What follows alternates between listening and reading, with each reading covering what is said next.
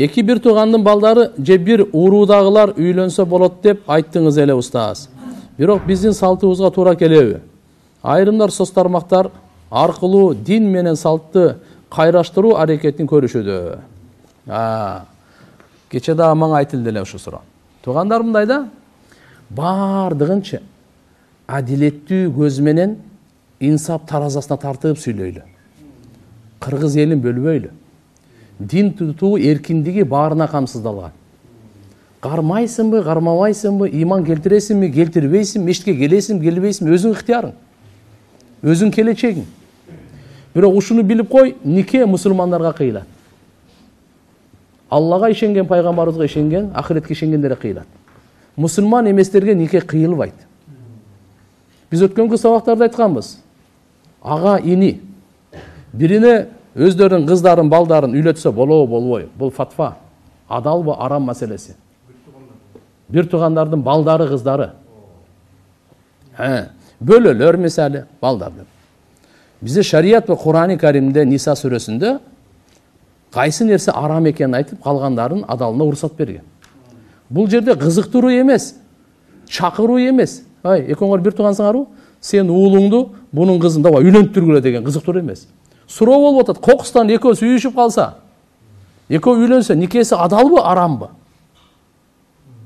Ана медицина жактан эми баягы узак жактан үйлөнүш керек. Айлана африканецтер болбойсузбу? Мусулман кылып туруп. Макулбу? Башка улуттан алыңыз, кыргызды көбөйтүңүз. Мына кытайларды, исламды мусулман кылып туруп Кытайды алыңыз. Орустарды мусулман кылып туруп Орустарды алыңыз. Эгер чакырык боло турган болсо. Башка жактан, башка улуттан ала бериңиз, башка урудан ала бериңиз. Бирок суроо коюлганда кандай? Экөө ушундай болуп калса, шариятта арам эмеспи, арам эмес.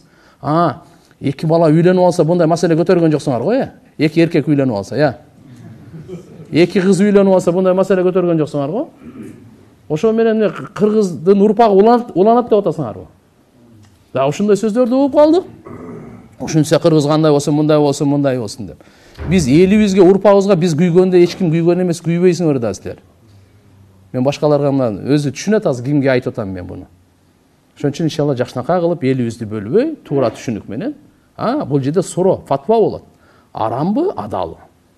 Мына маселелерде. Ошон үчүн Кур'ани Каримде бул бүткүл дүйнөдө бардык мусулмандарды билет. Пайгамбар саллаллаху алейхи ва саллям өзүнүн кызын кимге берип атат? Али ким?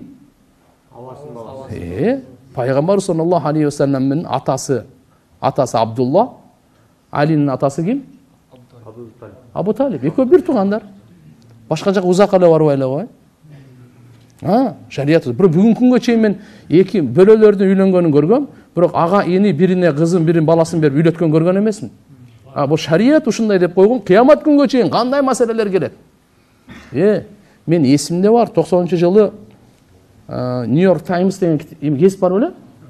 Мына, ошол жерде бир акмак өзүнүн апасына үйлөнүп алган.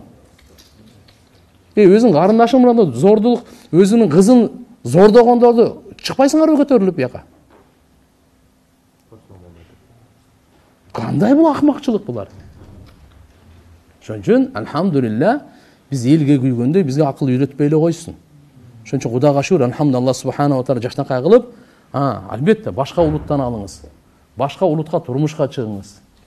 Негизи мусулман болсун. Башка уруудан алыңыз, башка областтан алыңыз. Бул чакыруу.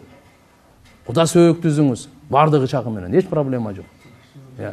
Албетте эгерде бирөө суроо бере турган болсо, адалбы, арамбы?